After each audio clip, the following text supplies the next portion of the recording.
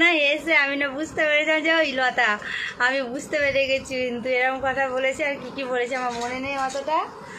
তো ওটা যে ও প্র্যাঙ্ক কল করেছিল আমাকে তো সেটা বলবে না, ও তো বলেইনি। তো আমাকে বললেই হতো আগে থাকতে যে গৌরী আমি প্র্যাঙ্ক কল করবো, একটু আমার সাথে একটু কথা বলিনি। বান্ধবীদের মধ্যে তো ওটা বলেই হতে পারে না। আমি আজকে ব্লগের মধ্যে দেখছি ওনা ওখানে পোস্ট করেছে গৌরী কুইন প্র্যাঙ্ক কল না কিছু একটা ওরকম লিখে আর কি, আমার তো মনে নেই, অনেকক্ষণ আগে পোস্ট করেছে। তো দিয়ে আমি তো চমকে গেছি, ও এত বদমাশ জানো না।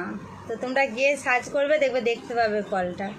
আমি জাস্ট একটুখানি কথা বলেছি, 1 মিনিটও মনে ওর সাথে কথা হয়নি। আমি বলছি এই লতা রাখো, আমি একটু ব্যস্ত আছি। কোথায় যাচ্ছিলাম কালকে জানো, বাজারে না কোথায়, যে কোনো এক জায়গায় যাচ্ছিলাম আমি। ও সেই টাইমে কল করেছিলাম, একটু বিজি ছিলাম। তো আজকে ব্লগের মধ্যে দেখলাম ও।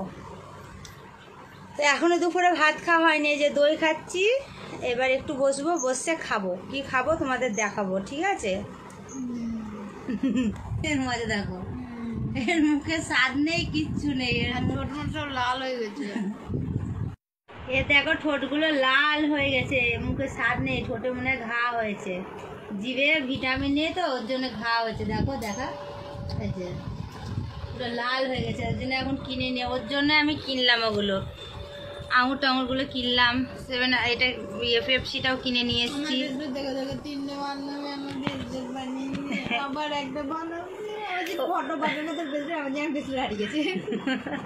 ওকে যে ব্রেসলেট কিনে দিয়েছি সবার পছন্দ, আমার ওই ব্রেসলেটটা সবারই পছন্দ। তোর বান্ধবীরা সবাই বলেছে ফটো তুলে পাঠাতো, 3-4 জন বান্ধবী কিনেছে, সেটাই আর কি বলছে ওর ব্রেসলেটটা দেখে। ব্রেসলেটের ডিজাইনটা খুব সুন্দর, আবার ও নিতে চাইছিল না, আমি জোর করে নিয়ে করেছি। আবার যে এটা নিয়ে ভালো লাগছে না, ওই একটা ডিজাইন করেছিল এরকম মোটা আসে, কেমন একটা গ্যাবজা টাইপের, ও পরতেই পারতো না, ওটা হাত কেটে যেত।